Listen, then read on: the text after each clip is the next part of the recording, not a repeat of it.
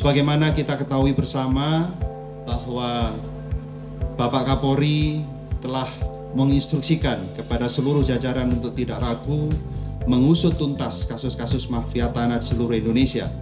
Upaya ini sejalan dengan instruksi dari Bapak Presiden Joko Widodo yang fokus untuk memberantas praktek mafia tanah di Indonesia.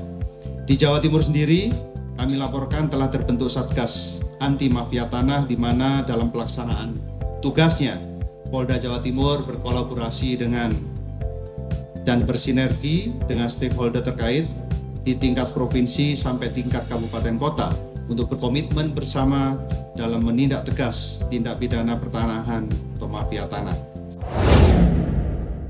Sejak saya dilantik oleh Bapak Presiden Joko Widodo pada tanggal 21 Februari yang lalu, kami berkomitmen untuk memimpin langsung upaya pemberantasan mafia tanah. Pertanyaannya, mengapa mafia tanah ini perlu kita berantas? Pertama, mafia tanah menyengsarakan rakyat. Rakyat terancam kehilangan haknya, hak atas tanah dan juga bangunan yang mungkin merupakan kekayaan atau aset satu-satunya yang dia miliki. Dan yang kedua, mafia tanah juga merugikan negara, sangat merugikan negara. Negara kehilangan pendapatan akibat ulah mafia tanah yang tentu saja mereka akan menghindari transaksi yang legal. Dan selain itu, mafia tanah juga telah menciptakan ketidakpastian hukum, sehingga ini akan menghambat proses investasi.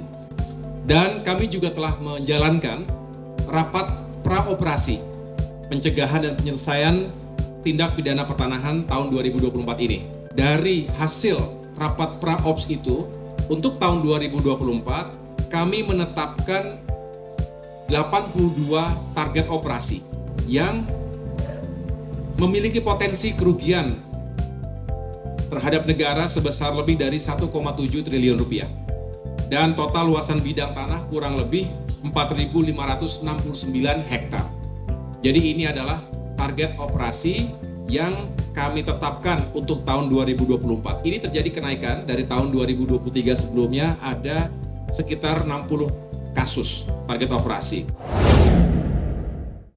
Kami laporkan kepada Bapak Menteri dan Bapak Ibu sekalian bahwa tentunya di Jawa Timur ini di bawah kendali dan komando Bapak Kapolda Jawa Timur dan Dirreskrim beserta jajaran luar biasa berhasil kita ungkap 2 kasus ini dalam waktu kurang lebih 100 hari kerja ini.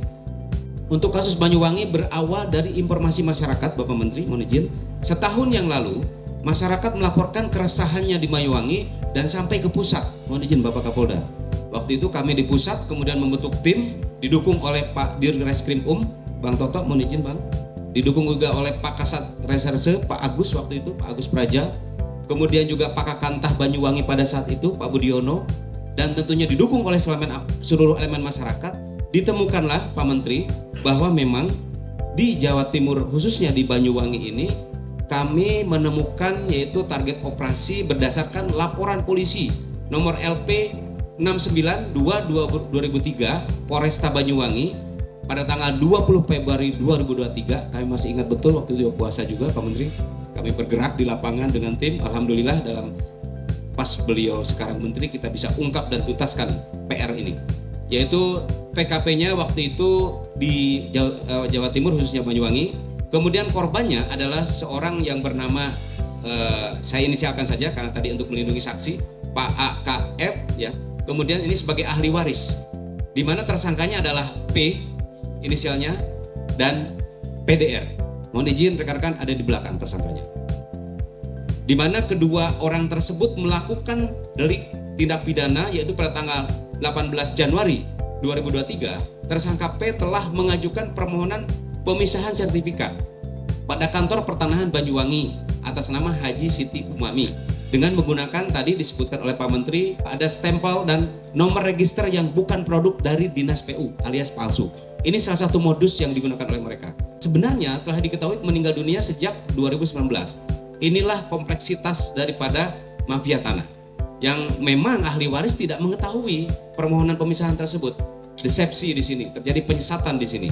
Kemudian tersangka PDR ini yang di belakang telah membantu tersangka P dalam melengkapi persyaratan permohonan pemisahan sertifikat tersebut.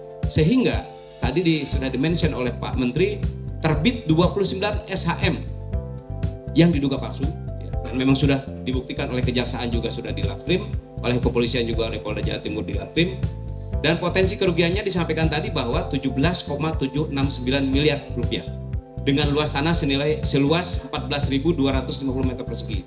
Kemudian selain itu juga ada kerugian negara dari BPHTB dan PPH senilai 500 juta kurang lebih.